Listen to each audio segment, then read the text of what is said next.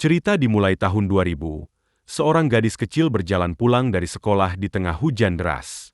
Ibu gadis itu yang tunawicara melihatnya dari seberang jalan. Tapi anaknya yang malu mengabaikan ibunya. Si ibu lalu mengejarnya dengan melintasi persimpangan. Tapi sial saat itu ada mobil yang menabraknya. Dan drama Tell Me What You Saw dimulai. Setibanya di rumah sakit, detektif yang bertugas dengan santai mengatakan dia akan menghubunginya nanti untuk menindaklanjuti laporannya. Dokter memberitahukan jika ibunya tak berhasil diselamatkan.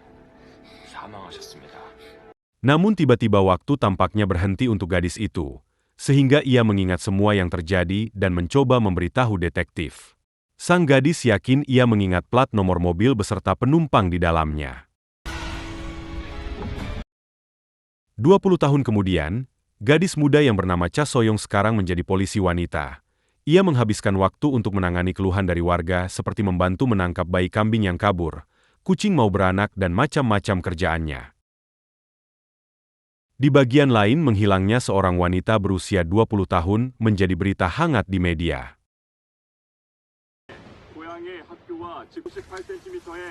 Di lain tempat, seorang pria terkejut menemukan mayat yang terdapat di dalam koper.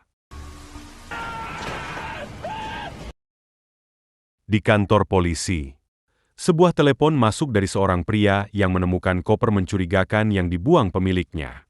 Setibanya di lokasi, Cha Soyoung memperhatikan sebuah tangan menyembul dari tas dan meminta bantuan. Karena hari hujan, ia menyadari akan menghancurkan barang bukti, kemudian ia mulai mengambil foto. Namun karena jalanan lokasi licin sehingga ia tergelincir dan menendang tas tersebut, hingga tas itu terjatuh dan terbuka.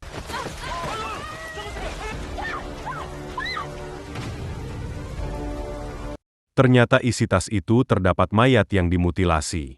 Ketika polisi tiba, detektif yang sama saat berada di rumah sakit 20 tahun lalu sekarang telah menjadi kepala seksi bernama Bang. Ia memarahi Cha karena merusak TKP.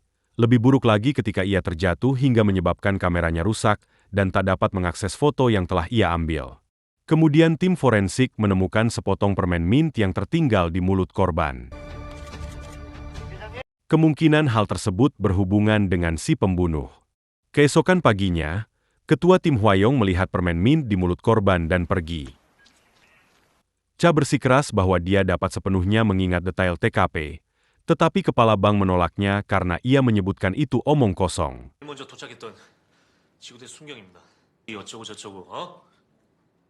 Lalu Hwayong mendengar apa yang diingat Cha. Setelah itu, petugas forensik datang dengan foto-foto yang dipulihkan dari handphone Cha dan semua hal sangat cocok dengan deskripsinya.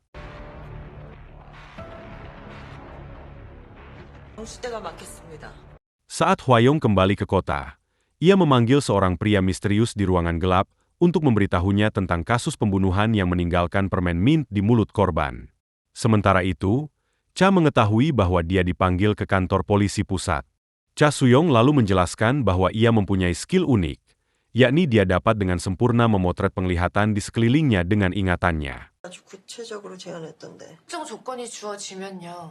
Setelah mendengar ini, Hwayong segera membawanya ke gudang terpencil dan bertemu pria misterius. Ia adalah mantan profiler terkenal bernama Oh Hyun-jae.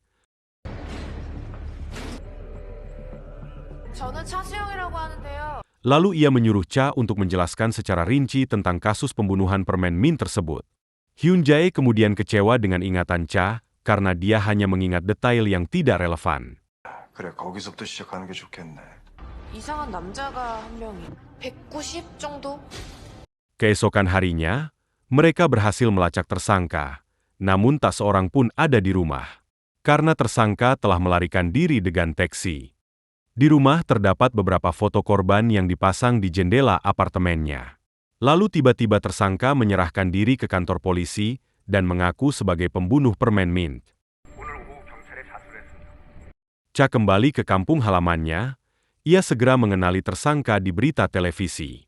Lalu rekannya menjelaskan tentang seseorang di tempat kejadian yang berkaitan dengan kasus pembunuhan permen mint 5 tahun lalu. Dan petugas itu adalah Hyun Jae yang juga terluka parah dan kehilangan tunangannya karena si pembunuh. Di kantor polisi, Inspektur Choi mengecam Hwayong karena tidak menyerahkan kasusnya ke kejaksaan, meski sudah ada pengakuan dari tersangka. Kembali ke TKP, Cha mencari petunjuk lain yang mungkin dia lewatkan. Lalu dia menyadari bahwa ada taksi aneh yang mengawasi di dekatnya pagi itu. Sementara itu, Hyun Jae mengungkapkan kepada Hwayong bahwa dia yakin tersangka tersebut bukanlah pembunuh sebenarnya. Pada saat yang sama, Inspektur Choi berjanji kepada atasannya bahwa dia akan menyelesaikan kasus ini. Lalu Inspektur Choi menghubungi salah satu anggota tim yang tampaknya menjadi mata-mata untuknya. 황 팀장 뭐 이상한 거 없고? 네. Di saat yang sama Cha menemui Hyun Jae. Meski sudah ditolak, Cha mengatakan melalui pengeras suara bahwa dia sekarang menyadari tersangka yang ditahan itu bukanlah si pembunuh permen Min. Dan ia juga mengingat melihat taksi aneh di lokasi. Saat ia selesai melaporkannya, pintu gudang pun terbuka. Hyun Jae menemuinya dan melepaskan kacamata hitamnya. Kembali ke 5 tahun sebelumnya, saat itu Hyun Jae mempunyai janji dengan kekasihnya di sebuah konser musik.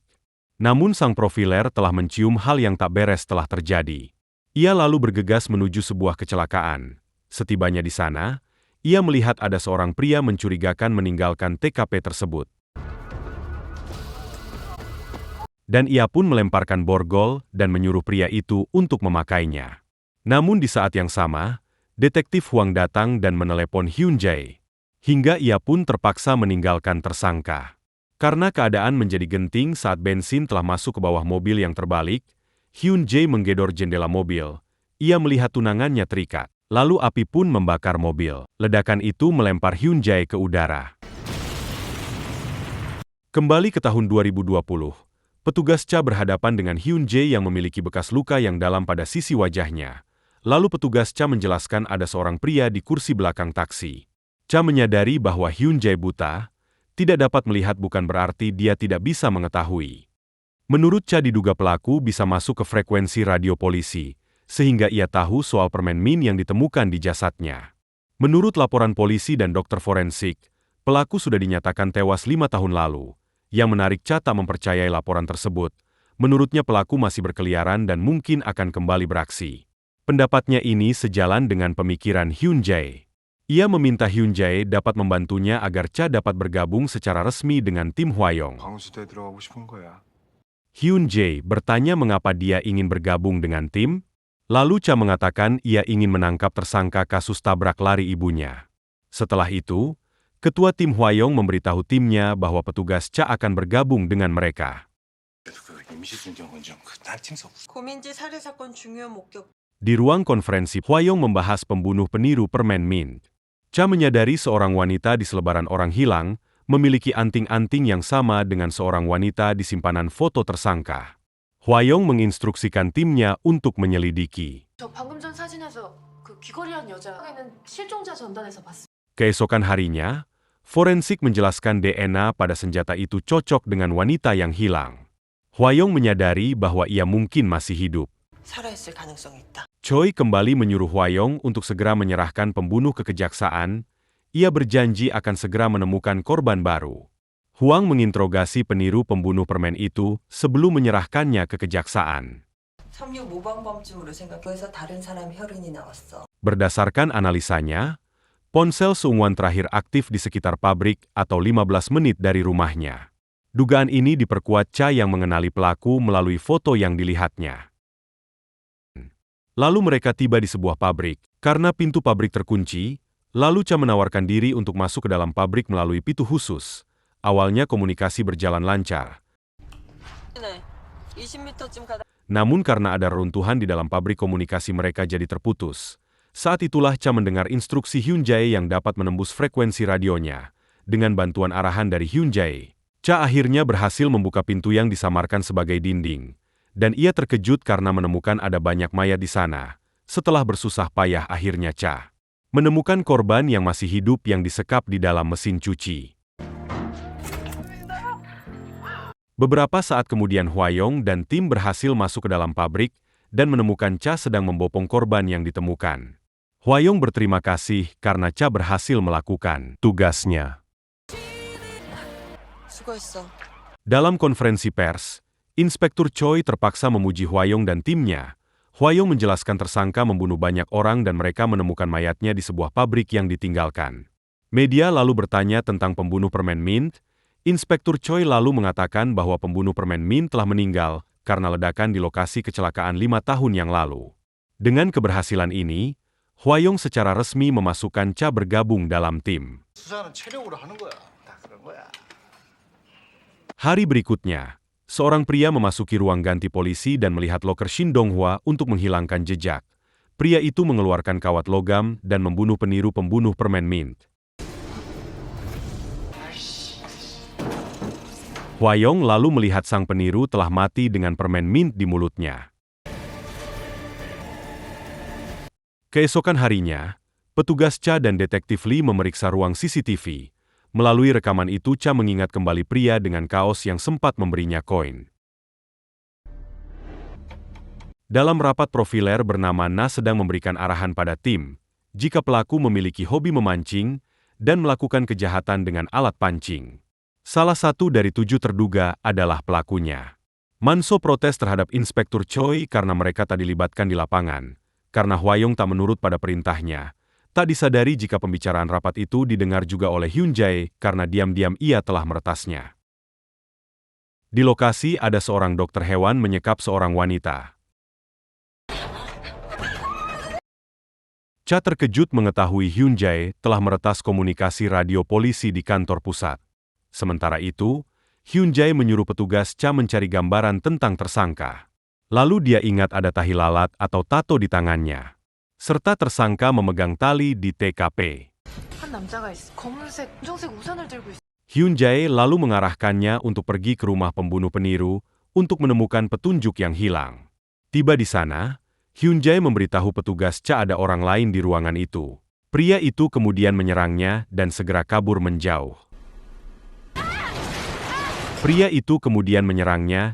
kabur menjauh. Petugas Cha kembali fokus dan menyadari satu foto hilang di dalam ruangan. Hyun Jae lalu bertanya mengapa pria itu mengambil foto itu. Cha mengingat dan menyatakan bahwa dia pernah melihat pria yang mengambil foto di kaca samping. Lalu Hyun Jae memberitahu Hwayong bahwa pria itu mempunyai komplotan yang bekerja dengan hewan. Keesokan harinya, mereka mengidentifikasi pria yang dimaksud adalah seorang dokter hewan. 살고 싶은 지자가. Setibanya di lokasi, klinik tersebut pintunya terkunci, sedangkan di dalam ada wanita yang sedang disekap. Hingga pelaku menghentikan niatnya untuk membunuh wanita tersebut, karena tim berhasil masuk ke tempatnya. Lalu tim terus melakukan pencarian di sekitar lokasi. Cha yang dibantu Hyun Jae menemukan lukisan di dinding. Ia berdiri di tempat foto itu diambil. Dia melihat rumah sakit hewan ada di belakang foto. Kemudian memberitahu Hwayong bahwa dia menemukan klinik hewan. Tim kemudian menggeledah klinik. Namun dokter hewan keluar dari pintu rahasia setelah mengetahui ada polisi datang. Namun untunglah tim menemukan wanita yang disekap masih hidup. Di sisi lain, tim mengejar sang dokter.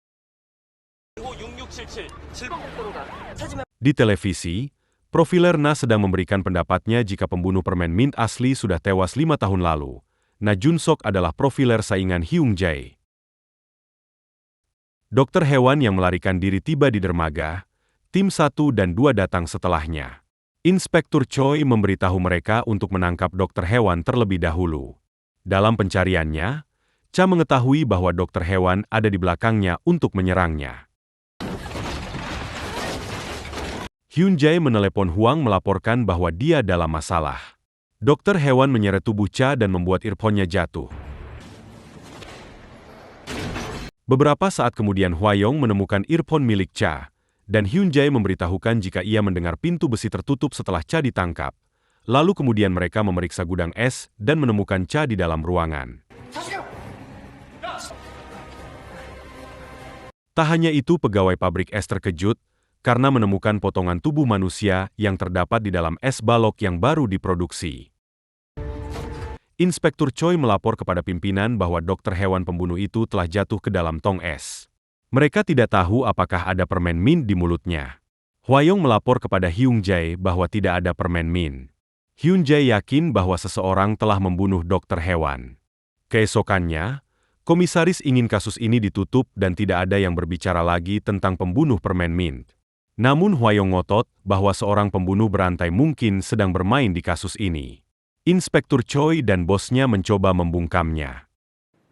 무슨 근거가 있을 거 아니에요? 열어두고 명명백백하게 수사하라고 있었다는 정황 증거가 있어. Hwayong menyatakan bahwa mereka memiliki bukti bahwa ada orang lain di TKP. Setelah Hwayong dapat meyakinkan atasan dan komisaris, akhirnya mereka mengizinkan Hwayong untuk melanjutkan penyelidikan. Sementara Cha kini resmi dimutasi ke kantor pusat bukan lagi sebagai misi sementara. Mantan rekannya di desa yakni Dong-sik memberinya selamat atas resminya Cha bergabung dengan tim. Seniornya ini nampak mempunyai perhatian tersendiri kepada Cha. Di saat yang sama Inspektur Choi menemui komisaris dan memberinya permen mint yang dia ambil dari mulut dokter hewan secara diam-diam. Di tempat lain, Profiler Na menemukan telur pecah di mobilnya dan menemukan sepotong permen mint. Namun ia mengabaikannya. Dalam perjalanan Na seperti ada orang yang sedang menguntitnya, hingga ia meminta bantuan Choi untuk mendapat pengawalan dari polisi. Kemudian kedua detektif sedang melindungi dan mengawasi Profiler Na, karena disinyalir ia adalah korban selanjutnya. Dan mereka pun terkejut ketika Profiler Na diserang tepat di depan mereka. Mereka pun berhasil menangkap pria itu. Pada acara rilis buku Profiler Na, seorang pria mengatakan Profiler Na telah berjanji untuk mempertaruhkan nyawanya jika pembunuh permen mint masih hidup. Kemudian Profiler Na tertawa karena dia tidak akan menepati janji itu. Sekarang ini di markas Hyun Jae yakin permen mint telah dikeluarkan dari mulut dokter hewan oleh seseorang. Hyun Jae menduga jika pembunuh seungguan dan dokter hewan dilakukan orang yang sama. Hyun Jae juga tahu jika orang yang mengambil permen mint di mulut dokter hewan adalah Inspektur Choi, karena ia memasuki ruang otopsi. Si pembunuh ingin membuktikan bahwa dirinya lebih hebat dari seungguan dan dokter hewan. Selain itu, ia sedang memberi pesan pada polisi jika pembunuh permen mint sebenarnya masih hidup. Di akhir pertemuan, Hyun Jae memberitahukan jika target pembunuh berikutnya adalah Na Jun Sok. Lalu Hwayong memberitahukan timnya, dan diketahui jika Na sedang berada di stasiun televisi. Mereka pun bergegas ke sana. Di lain tempat, sang pembunuh permen mint meninggalkan kamarnya. Di dinding kamarnya penuh dengan foto Hyun Jae. Nampaknya Hyun Jae adalah target si pembunuh. Dan di acara tersebut seorang pengguna bernama Permen Mint mengajukan pertanyaan bagaimana jika pembunuh permen mint masih hidup. Profiler Na memberitahu pemirsa tidak akan ada korban berikutnya karena pembunuh permen mint sudah tewas. Dan dia mempertaruhkan nyawanya untuk itu. Kedatangan Hwayong ke ruang kendali meminta acara dihentikan, dengan alasan narasumber dalam ancaman bahaya. Namun produser tak mau melakukannya karena acaranya ini live. Hyun Jae kemudian mendengar suara aneh dan mengira seseorang sedang memblokir sinyal mereka. Hyun Jae memberitahu Cha bahwa komunikasi mereka akan segera diblokir oleh pembunuh. Dia tahu Profiler Na tidak punya banyak waktu lagi. Kembali ke acara, Profiler Na menantang pria itu untuk mencoba membunuhnya dalam tatapan kamera. Ketika jeda syuting, Profiler Na melihat permen mint di sebelah gelasnya. Dia menyandarkan kepalanya ke belakang. Pembunuh lalu menurunkan jerat kawat tipis yang tidak bisa dilihat siapapun. Sesaat acara live kembali berlangsung. Profiler Na mencondongkan tubuh ke depan dan tanpa sadar memasukkan kepalanya ke dalam kawat. Kemudian yang terjadi selanjutnya pun sangat mengerikan, di mana ia tercekik oleh kawat itu dan semua orang berteriak dan panik berlarian. Kejadian ini tentu membuat Hwayong dan timnya terperangah karena terjadi di hadapan mereka. Ia meminta timnya untuk menutup pintu studio, tapi namanya orang sudah panik penonton tak peduli dan bergegas pergi keluar. Cha melihat seorang pria pergi dari tingkat atas. Dia berlari ke atas untuk mengejarnya. Lalu tim melihat permen mint di sebelah gelas mayat Profiler Na. Cha tak dapat menangkapnya karena pelaku sudah berbaur dengan penonton yang panik. Di masa lalu hantunangan Hyun Jae berterima kasih kepada Hwayong yang mempertemukannya dengan Hyun Jae. Saat semua media memberitakan tragedi Profiler Na, Si pembunuh menerobos kamar detektif Cha dan melihat buku catatannya. Dia melihat ada halaman yang hilang. Lalu menelusuri apa yang tertulis di halaman. Pembunuh melihat alamat markas Hyunjae. Lalu ketika Cha memasuki kamarnya, dia melihat buku catatan itu tidak berada di tempat yang sama. Cha bergegas ke meja resepsionis dan memeriksa CCTV. Ia melihat bagian belakang si pembunuh. Sementara, Hyunjae sedang dirawat dan dinasehati oleh dokternya bahwa yang terpenting adalah pemulihan kesehatannya. Namun saat itu si pembunuh memantaunya dari luar. Kemudian di waktu yang sama, detektif Cha memberitahunya bahwa seseorang masuk ke kamarnya. Namun Cha tak menyadari jika pembunuh mencari alamat Hyunjae yang terdapat di buku miliknya. Ia hanya mengatakan tak ada barang-barangnya yang hilang. Dalam kesempatan itu, Hyunjae mengingatkan bahwa Cha kali ini yang menjadi target si pembunuh. Dalam konferensi pers, komisaris polisi menjelaskan bahwa kematian Profesor Na tak ada hubungannya dengan si pembunuh permen Min. Menurut polisi, jika pembunuh berantai itu telah tewas 5 tahun lalu. Jadi kasus ini merupakan balas dendam pribadi. Beberapa saat kemudian, Cha mengidentifikasi tersangka bernama Lee Bo Kwang dari daftar wartawan yang hadir di acara TV. Merasa curiga, Cha menguntit pelaku yang menggunakan taksi untuk mendatangi Dr. Han yang menangani Hyunjae. Tak pakai lama pelaku segera mengeksekusi Pak Dokter. Kedatangannya terlambat karena Dr. Han sudah tewas. Kemudian ia melaporkannya guna meminta ambulan. Setelah melihat jasad dokter, barulah Cha menyadari jika pembunuh sedang mengincar Hyunjae berdasarkan penelusuran pelaku pada buku catatannya. Kemudian Cha menelepon Hwayong untuk memberitahukan jika pembunuh sedang menarget Hyunjae. Saat terjadi perkelahian antara Hyunjae dan terduga Lee Bo Kwang,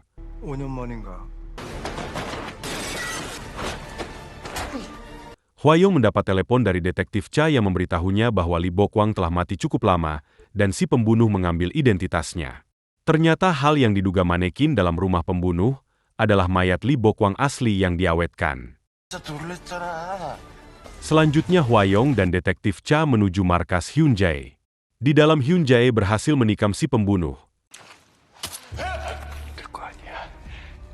Dan Hyunjae menanyakan siapa orang yang menyuruh untuk membunuh tunangannya.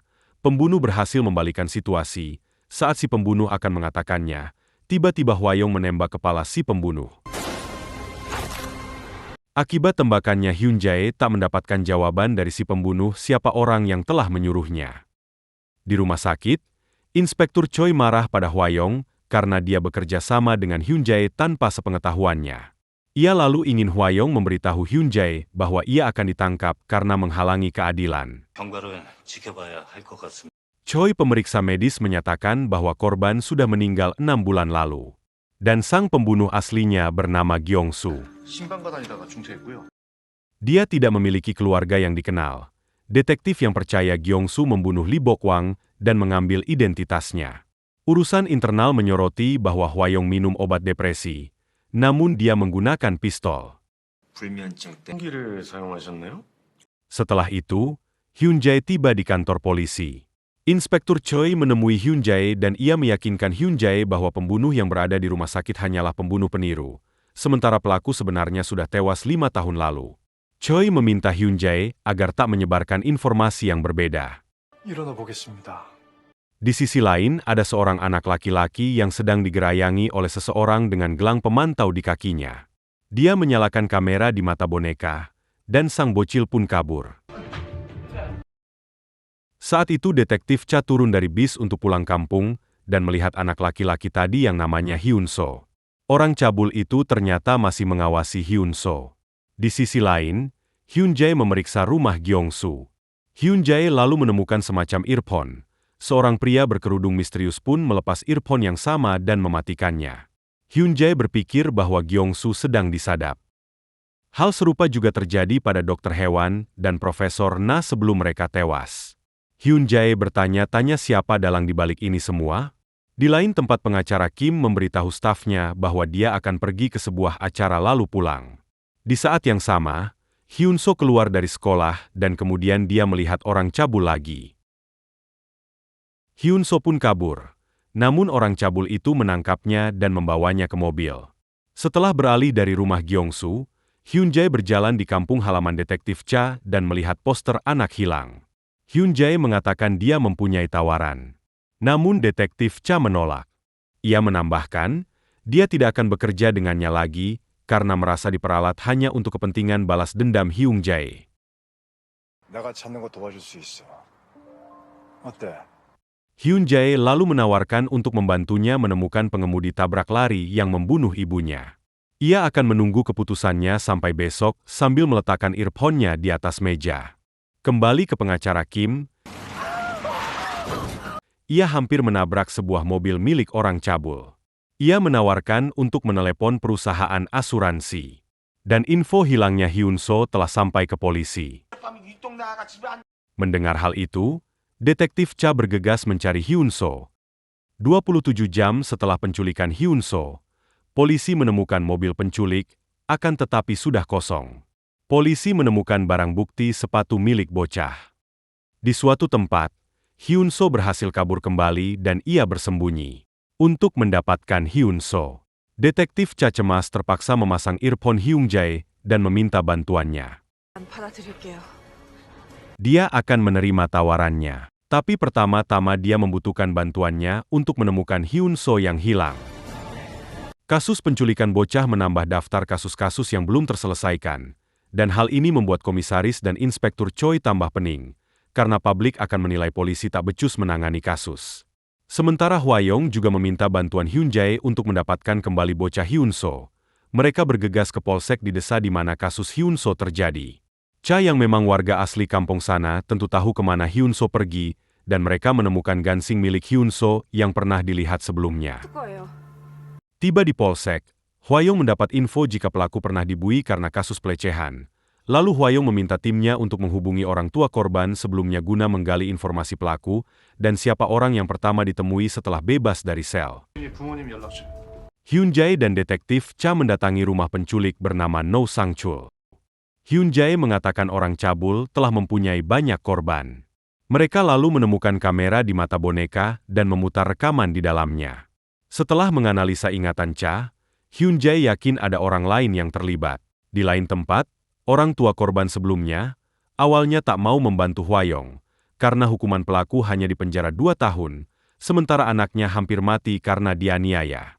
Namun akhirnya ia meminta detektif itu untuk menangkap dan memenjarakannya seumur hidup.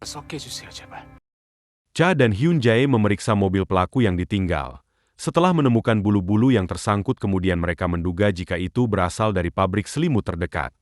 Hyun-jae memperhatikan seorang pekerja yang mencurigakan. Pria itu berlari, lalu seluruh tim berhasil menangkapnya. Mereka pun menginterogasinya. Apa yang ia ketahui? Pria itu mengaku hanya mengubur mayat. Polisi menggali tempat yang ditunjukkan. Beberapa saat kemudian mereka menemukan mayat No Sang-chul.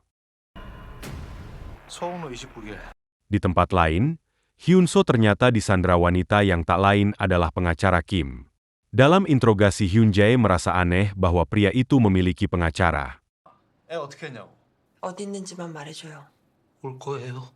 Dalam interogasi Jung-woo terus menjawab tak tahu apa-apa. Sementara pengacara Kim dulunya mantan pengacara Jung-woo saat tersangkut kasus kejahatan. Bahkan pengacara Kim yang menjaminnya hingga Jung-woo dapat bekerja di pabrik selimut. Analisa Hyun-jae jika pengacara Kim awalnya menabrak mobil Sang-chul. Karena terjadi percekcokan hingga Kim membunuh Sang-chul. Dan tak sengaja menemukan Hyun-so di dalam bagasi mobilnya. Sementara Jung-woo orang yang mengubur dan membersihkan pembunuhan tersebut. Mereka menduga Hyun-so kini berada di tangan pengacara Kim. Mungkin karena Hyun-so dianggap sebagai anaknya bernama Lee Yoo-bin, bocah yang menghilang beberapa waktu lalu. Hyun-jo meminta Hwayong untuk menyelidiki keterkaitan Yoo-bin dengan pengacara Kim. 이유빈과 김나의 관계에 대해서 Saat polisi akhirnya mengetahui pengacara Kimlah tersangkanya. Mereka menganalisa melalui daya ingatan Cha tentang bangunan di bola salju. Di mana dulu ada taman bermain milik ayahnya yang kini telah terbengkalai. Lalu dalam sebuah pengecekan di internet anak pengacara Kim hilang saat masih berusia 12 tahun dan ditemukan tewas 5 tahun yang lalu. Kim mengatakan dia tidak bisa mengakui putranya meninggal. Hingga Kim membuat kembali selebaran putranya yang hilang. Di lain tempat Hyun So berhasil kabur dari sekapan pengacara Kim, sementara tim polisi sudah tiba di TKP. Ketika tim tiba di tempat, akhirnya detektif Cha menemukan bocah itu diikat ke kursi. Namun pengacara Kim mendekati detektif Cha dari belakang dengan kunci pas di tangannya. Di lain tempat dalam penggeledahan di lokasi, Hwayong menemukan catatan Hyun So yang diduga akan menghubungi Cha. Sementara Hyun Jae terus dibayang-bayangi tunangannya yang sudah tewas. Kembali ke Cha. Pukulan kunci Inggris yang dilayangkan Kim Leset tak mengenai Cha.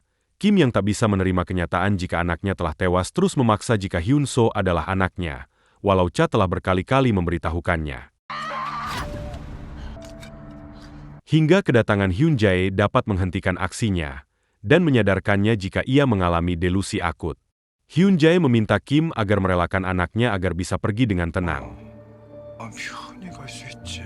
Dan Kim ditangkap dengan tuduhan penculikan dan pembunuhan Sang Chul. Inspektur Choi memberikan keterangan pada reporter jika mereka berhasil menyelamatkan Hyun So, yang kini dirawat di rumah sakit. Di bagian lain, komisaris menemui Hyun Jae untuk mengajaknya kembali bergabung dengan timnya sebagai profiler. Ternyata komisaris memiliki hubungan baik dengan tunangan Hyun Jae yang tewas, karena ia putri temannya.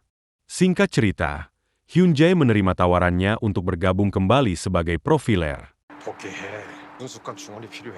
Pak Choi terpaksa ikut menandatangani kembalinya Hyun Jae. Karena usulan dari komisaris, mereka juga tak tahu jika hubungan komisaris begitu dekat dengan tunangan Hyun Jae. Begitu juga dengan tim 1, berita kembalinya Hyun Jae membuat Cha terkejut. Di lain tempat di pecinan, seseorang sedang dibunuh oleh pria memakai helm.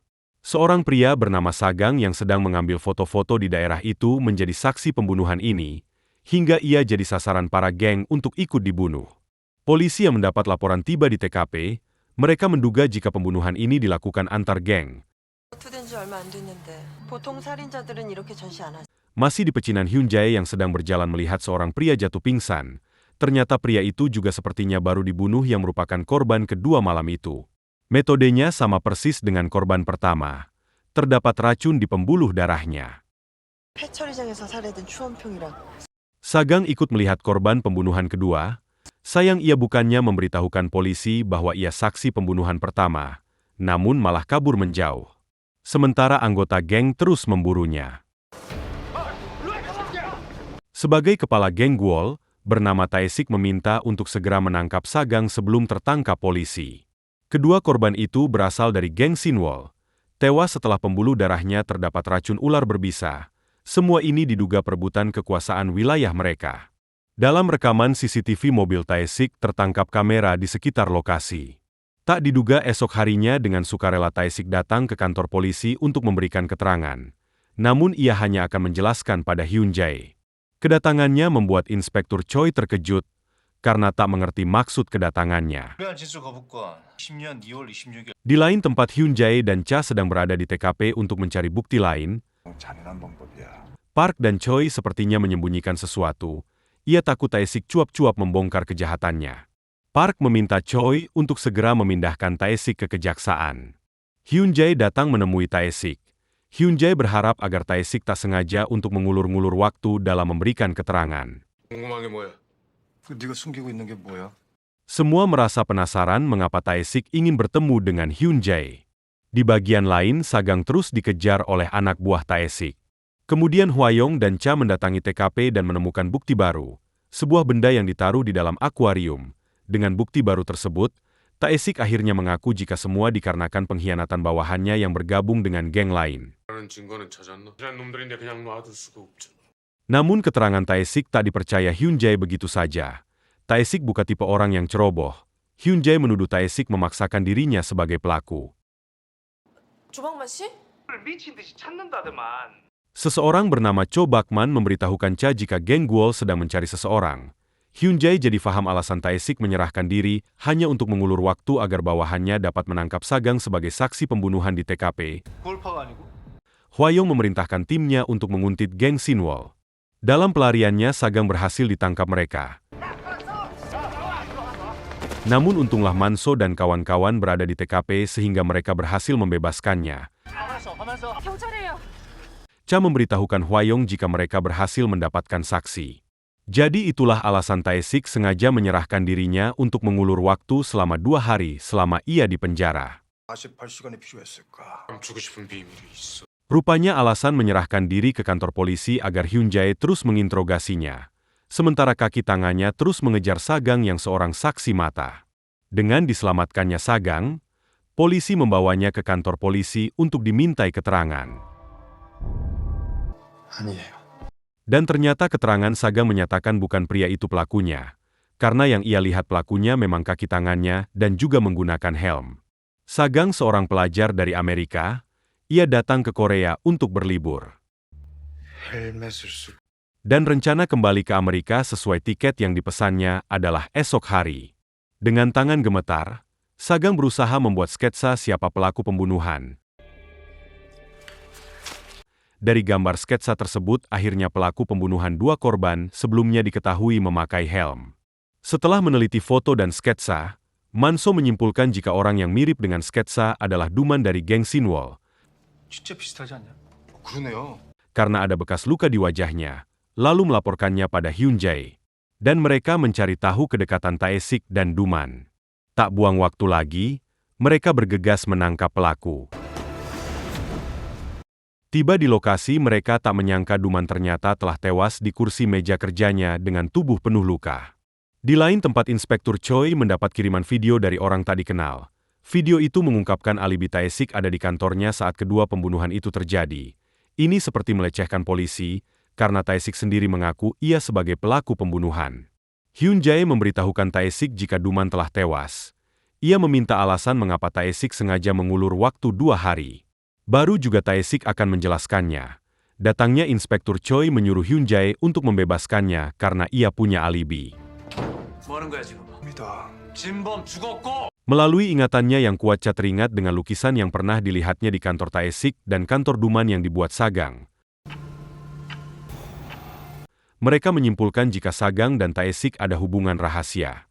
Lalu Cha memberitahukan tim tentang tanda tangan Sagang di kedua lukisannya. 필체가 똑같습니다. 서명이 같아요. 사무실에도 그림이 있었어요. Kali ini mereka harus menangkap Sagang dan menyelinap masuk ke rumahnya. Mereka menemukan banyak lukisan di rumah tersebut. Berarti keterangan Sagang berbohong jika ia tak mengenal Tae-sik dan Duman. Dalam setiap lukisan memiliki tanda huruf sebagai kode rahasia. 위에 서명 뒤에 알파벳이 있어. Jika dirangkaikan semua huruf-huruf itu, maka akan menjadi kalimat father. Dari semua analisa mereka, Hyun Jae menyimpulkan jika korban berikutnya adalah Tae-sik. Kemudian mereka melanjutkan untuk mencari Tae-sik. Di lain tempat, Tae-sik sudah digantung dengan tali. Semua dikarenakan ulah pria berhelm yang mengikuti perintah Sagang untuk membunuh. Tapi kali ini Sagang menolak pria berhelm untuk membunuh Tae-sik yang ternyata ia juga ayahnya. Di masa lalu ibu Sagang tewas di dalam kontainer saat menyelinap masuk ke Korea. Saat itu usia Sagang masih 5 tahun. Dan pelaku yang membunuh ibunya tak lain ayahnya sendiri. Hyun Jae baru menyadari jika Sagang sengaja membunuh orang-orang terdekat ayahnya untuk membalas dendam atas kematian ibunya. 증거를 조작했고. Tae-sik sengaja memerintahkan seseorang untuk mengirimkan bukti palsu pada polisi agar dapat meloloskan Sagang ke luar negeri. Itu sebabnya Tae-sik menyerahkan diri guna mengalihkan perhatian mereka. Yang jadi pertanyaan siapa pria berhelm yang menjadi pendamping Sagang. Karena Sagang tak mau membunuh ayahnya, kini pria berhelm akan membunuh Sagang. Mendengarnya itu Tae-sik memohon agar menghentikan semuanya. Polisi tiba di lokasi, dan Cha melihat logo yang berhubungan dengan sketsa di buku catatan milik Sagang. Mereka menuju gudang M16. Sementara pria misterius itu terus memaksa Sagang untuk membunuh ayahnya. Karena terus menolak, pria itu segera menyuntikkan racun ke leher Tae-sik. Sementara Hyun Jae dan Cha datang terlambat, dan pria berhelm itu kabur. Cha melaporkan pada Hwayong jika ia sedang mengejar pelaku.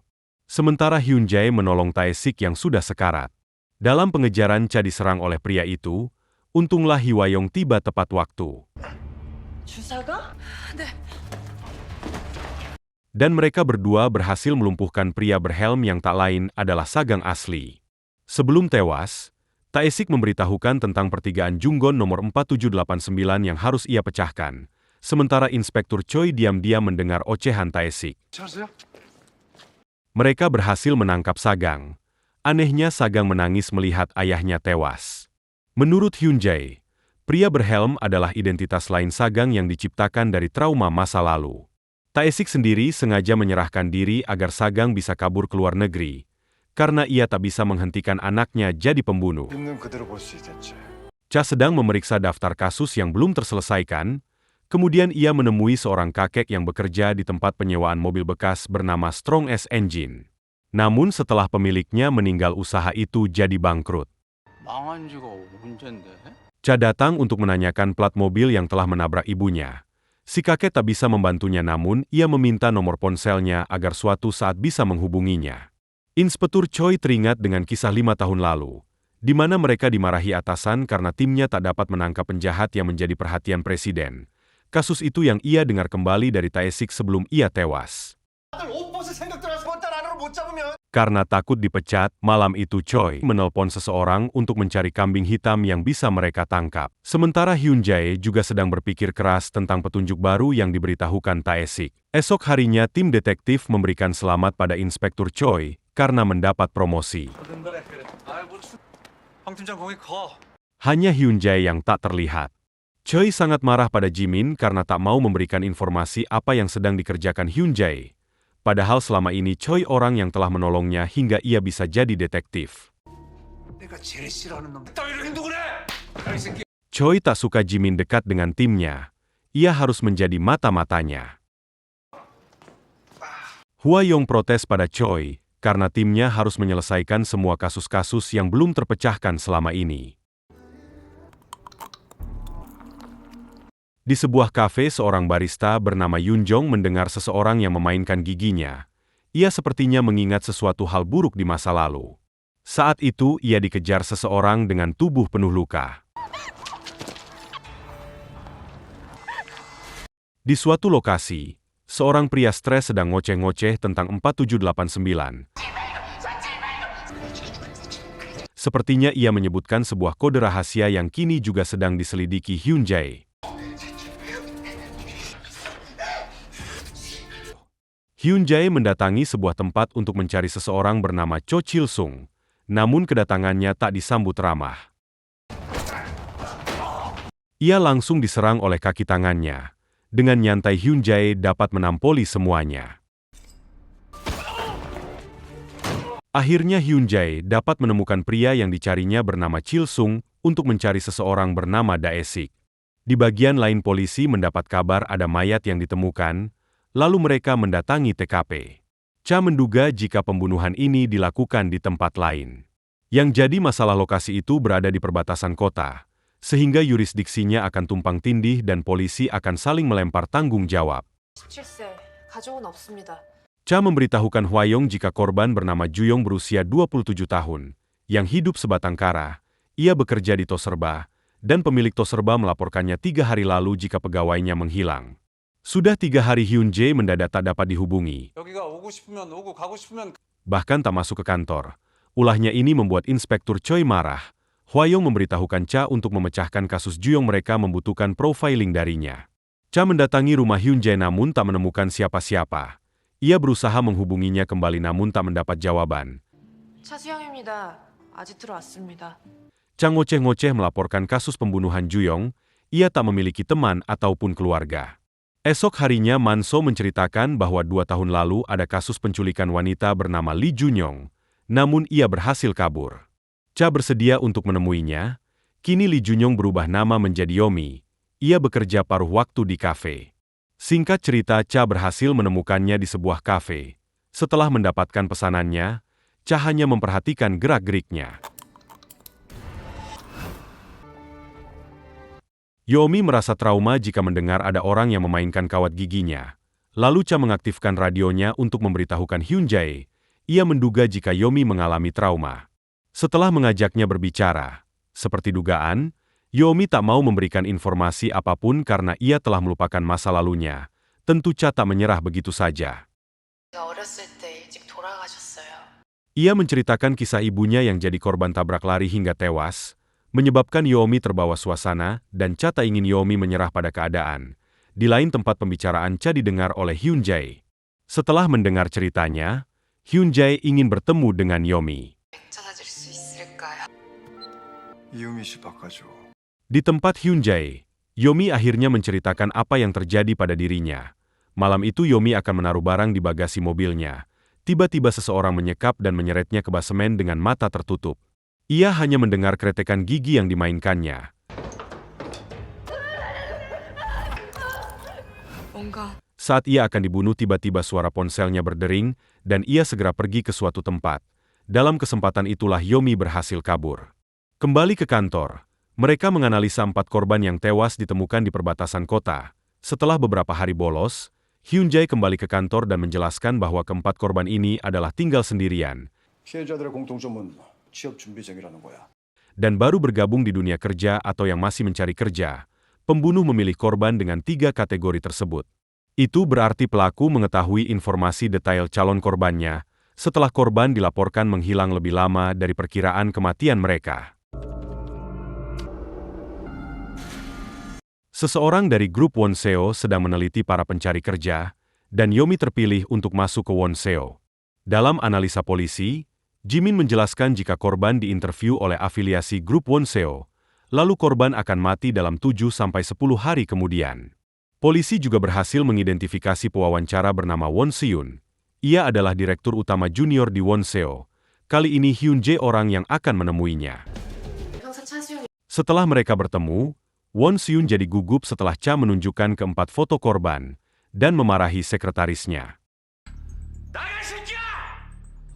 Yomi tiba di kantor Wonseo di saat mereka juga baru keluar dari tempat tersebut. Setelah pelamar pergi kini tinggal Yomi yang terakhir di interview. Yang mengejutkan Yomi adalah Won Seun memainkan giginya. 1년 동안 경력이 비어있네요. Hingga ia kehilangan fokus dan teringat saat ia akan jadi korban pembunuhan. Hingga wawancara berakhir, Yomi yang trauma masih teringat dengan permainan gigi si pelaku. Ia menduga jika pelakunya sudah dekat dan segera menghubungi Cha.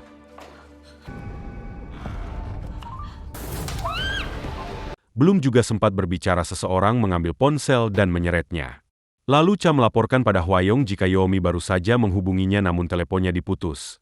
Setelah dicek GPS-nya, ia berada di kantor Wonseo.